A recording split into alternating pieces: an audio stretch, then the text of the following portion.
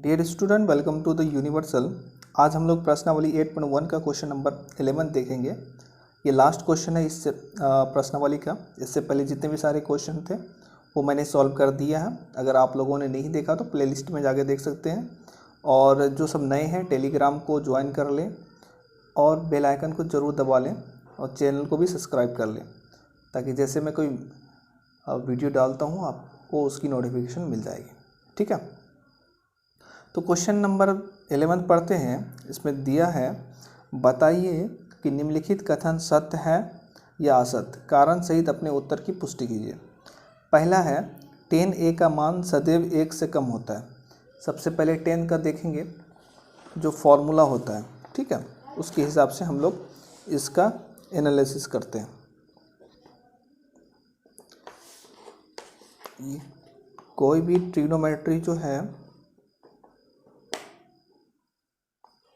और उसमें हमेशा डिफाइन किस पे करता है, राइट एंगल ट्रायंगल पे, ए बी सी। अगर एंगल ए लेते हैं 10a मान के चलते हैं, ठीक है, तो क्या होता है, लंब बटे आधार, तो B C by A B ये होगा डेफिनेशन के हिसाब से, लंब बटे आधार। कहता है इसमें कि हमेशा 1 से कम होता है। ऐसा होता है क्या? हमेशा 1 से कम कहने का मतलब हुआ अगर ऊपर वाला 1 से छोटा होगा तभी तो, मतलब कि 1 से छोटा नहीं, अगर इसका रेशियो जो है ना, रेशियो अब समझिए, अगर ये बी सी बड़ा होता है ए बी से तो 1 से बड़ा होगा हमेशा। अगर बी सी बराबर है ए बी के तो कट के 1 हो जाएगा। अगर बी सी ए बी से छोटा होगा तो 1 से कम हो जाएगा। समझ में आ रहा? देखिए, कोई भी भिन्न का वैल्यू जैसे 4/5 सपोज, तो ये कितना हो जाएगा हमारा, 0.8 हो जाएगा, 1 से कम हो गया। अब वही कंडीशन आप लीजिए यहाँ पे 5/4, ठीक है, तो ये कितना हो जाएगा, 4 एकम 4, 4 दूनी 8, 4 पंचे 20, 1.25। अगर वही 4/4 लेते हैं तो 1। ये 3 कंडीशन देखें, तो इसमें कहता क्या हमेशा 1 से कम होता है, तो नहीं। क्यों?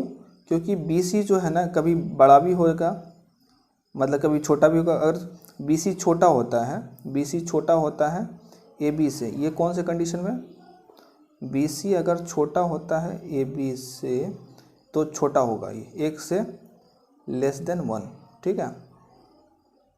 अगर ये लेस देन ग्रेटर देन 1 है, अगर बी सी बड़ा हुआ ए बी से, ठीक है, ये इज इक्वल टू 1, अगर B C is equal to A B.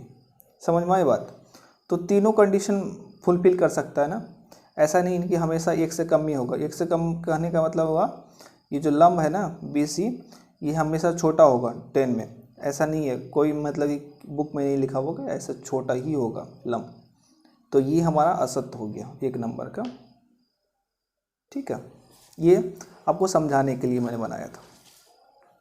अब कहता है दूसरा में, कोण ए के किसी मान के लिए सेक ए इज इक्वल टू 12/5 हो सकता है। कोण ए के किसी मान के लिए सेक ए, हाँ बिल्कुल हो सकता। क्यों नहीं हो सकता? ये देखिए, सेक थीटा का वैल्यू क्या होता है, कर्ण बटे आधार, ठीक है। तो कर्ण ये इसमें दिखा क्वेश्चन में 12/5 हो सकता है। क्यों नहीं हो सकता? कुछ भी हो सकता है। तो वही बात है, ये सत्य हो जाएगा। ऐसा कोई इम्पॉसिबल चीज़ लिखा है कि मतलब कि अगर 5/12 होता तो नहीं हो पाता, क्योंकि कर्ण हमेशा आधार और लंब से बड़ा ही होता है, ठीक है। तीसरा में क्या है, कॉस ए कोण ए के कोसेकेंड के लिए प्रयुक्त एक संक्षिप्त रूप है, तो नहीं, यह असत्य है। सेकेंड के लिए होता है कॉस ए, ये मतलब कि कोसेक हो जाता है। कोसेकेंड क्या होता है, कोसेक हो जाता है। इससे पहले थ्योरी में मैंने पढ़ा दिया था इसका फुल फॉर्म जो होता है। और कॉट ए, कॉट और ए का गुणनफल होता है, तो नहीं, ये हमेशा नहीं कभी नहीं होता। इसको हमेशा दिमाग में रखना है ये कभी कभी ऑब्जेक्टिव में पूछता है, जब आपका एग्ज़ाम होगा तो उसमें इस टाइप का क्वेश्चन पूछ लिया जाता है। तो ये भी असत्य हो गया, ये भी असत्य हो गया, सिर्फ 2 नंबर का सत्य है, 1 नंबर का असत्य है। 5 नंबर में क्या कहता है, किसी भी कोण थीटा के लिए sine theta is equal to 4/3 हो सकता है। साइन थीटा का फॉर्मूला आप याद कीजिए, क्या होता है, लंब बट्टे कर्ण। तो लंब बड़ा होगा कर्ण से? नहीं, बिल्कुल नहीं, कर्ण हमेशा बड़ा होता है लंब और आधार से। तो ये असत्य हो गया। तो मेरे प्यारे स्टूडेंट, आप सभी को कैसा लगा वीडियो प्लीज़ कमेंट बॉक्स में लिखिए। आप लोग ना लाइक करते हैं ना सब्सक्राइब करते हैं, तो ऐसा बिल्कुल ना करें, अपने दोस्तों में भी शेयर करें, लाइक कर दीजिए कम से कम। ये आप लोगों का भी फ़र्ज़ बनता है ताकि मैं और मोटिवेट हो जाऊं और अच्छा से वीडियो बनाऊं। Thank you very much.